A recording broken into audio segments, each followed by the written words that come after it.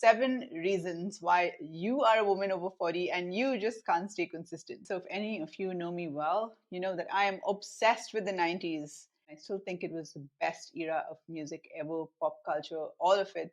Here's the thing though, the 90s really messed us up. It ruined us. Our parents ruined us, and now we're ruining our kids. You've heard it a million times. Eat more protein, lift weights, but your brain won't let you stick to a plan if you're a woman over 30. All right, so in this video, I'm going to break down the 7 reasons why women over 40 can't stay consistent and what to do this week to break it. I am Ramona. I am the Hot Mom Coach. I have helped hundreds of women reclaim their body and confidence with my simple 16-week blueprint, and I am here to share everything that I've learned with you. Number 1 is the 90s diet trauma. Most of us, we grew up in the 90s when healthy meant Snackwell's cookies, right? Low fat everything, and then you just do cardio till you freaking drop. And you remember those Slim Fast shakes? Basically just like chocolate milk mixed with sadness. Every magazine cover screamed the diet to lose 10 pounds in 10 days, right? It was like the holy grail. And what about the role models that we had? We had Kate Moss with her nothing tastes as good as skinny feels vibe. Alanis Morissette,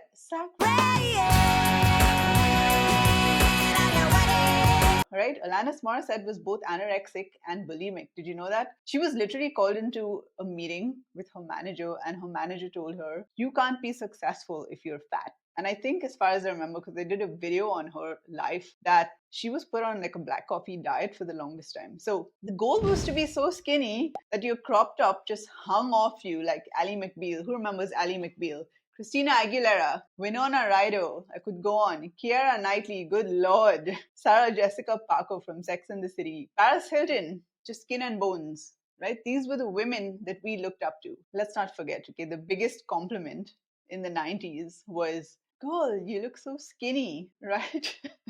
Nobody said, "Wow, you look so strong." I mean, if someone said that to me as a teenager, I would take that as an insult. Like, what do you mean? I look like a man? So when weights came into the picture, the warning always was, careful, you'll get bulky. So lifting almost felt like a rebellion, right? It's like breaking some sacred goal rule. So now when I say eat more protein, lift heavier, your brain goes, wait, that's not what Cindy Crawford's workout tape or the Cosmo magazine told me. Decades of being told to shrink and fear muscle, it just makes the truth feel wrong. So your brain is literally stuck in 1997 just without the good music. The second thing is the all or nothing trap. So you were raised to be a good girl. You do everything perfect, you follow the rules.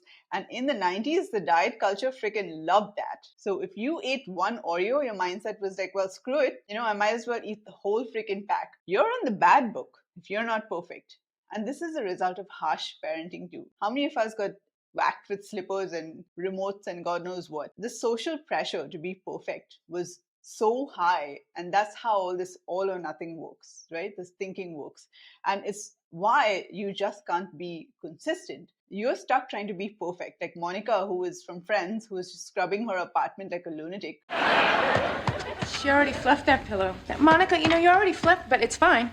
When really just being good enough, that's what actually gets you results. Number 3 is the hopelessness that we've inherited. So let's talk about our moms, okay? Most of them, when they hit their 40s or their 50s, they just gave up. They say things like, this is just what happens when you get older. Fat gain, joint pain, exhaustion. They acted like it was a freaking death sentence. And remember, they didn't have podcasts or trainers on Instagram, right? They had Jane Fonda workout tapes with leotards and leg warmers, like the Call on Me style, if you remember that song. Or Richard Simmons sweating to the oldies and sparkly shots. Okay, if any of you know of that, they had the cabbage soup diet, the grapefruit diet, whatever women's magazines were pushing that month. You watched your mom being influenced by that. So it's like it's written in your DNA, right? So as a 40 plus woman, when you gain fat or you feel tired, your brain is whispering, see, this is just your fate. But it is not fate. Okay, it's just a script that you saw your mom follow, and now you're reading whole lines without even realizing it. Number 4, you're addicted to the struggle. You've done so many crazy diets that struggle just feels normal. So you've got lemon water with cayenne, I've heard of that. Okay, juice fast, cabbage soup again, Atkins, South Beach, basically anything that just felt like punishment. So now when someone says something that actually makes sense, like eating real food, eating protein, your brain says, wait, that's too easy. It can't work. I don't want peace. I want problems always. So it's like we got used to the drama. This diet, any diet that you follow, it has to be as dramatic as Baywatch, when they were running down the beach in slow motion. It has to be as dramatic as that, or it doesn't feel legit. So you're literally addicted to the chaos of bad diets. Balance just feels boring. But boring is what actually works. Number 5, food became therapy. By now, food is not just food, it's therapy. It's your best friend, it's your stress relief, it's your reward at the end of a crappy day, a crappy week. That chocolate at 9 p.m. is not about hunger anymore. It's your me time. That Friday night wine, it's not just wine, it's how you numb out. And remember in the 90s, okay, we had shows like Sex and the City, and they literally glamorized this. So Carrie Bradshaw, she had her Cosmopolitan. Yes, I'd like a cheeseburger, please, large fries and a Cosmopolitan. And then Bridget Jones had her pint of ice cream. You have absolutely no messages.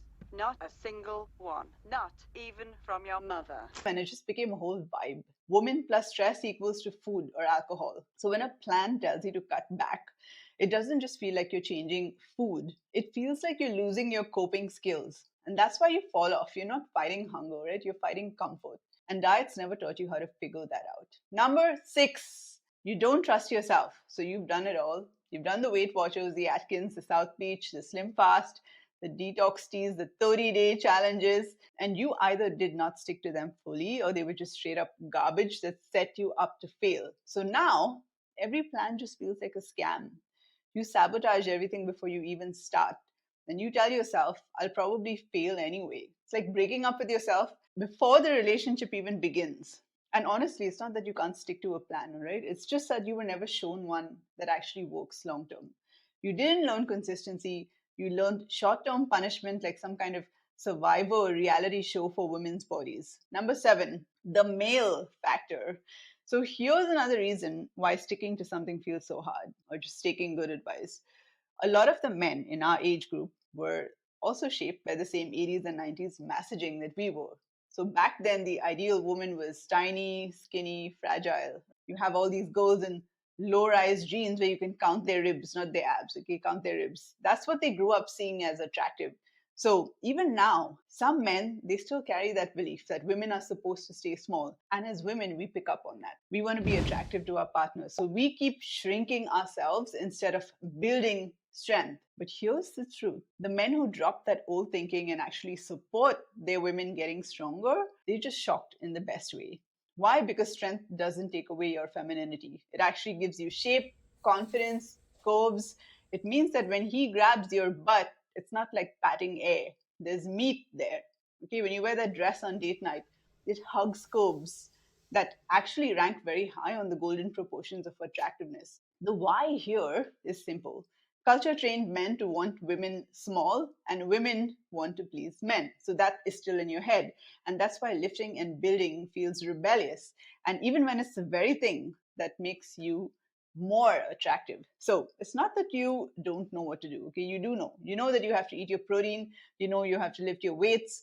Okay, the real fight is with the programming in your head from the 90s, from your parents, from diet culture, and that's why you keep tripping yourself up constantly. So our parents and our culture messed us up, plain and simple. They didn't mean to, right? But they did.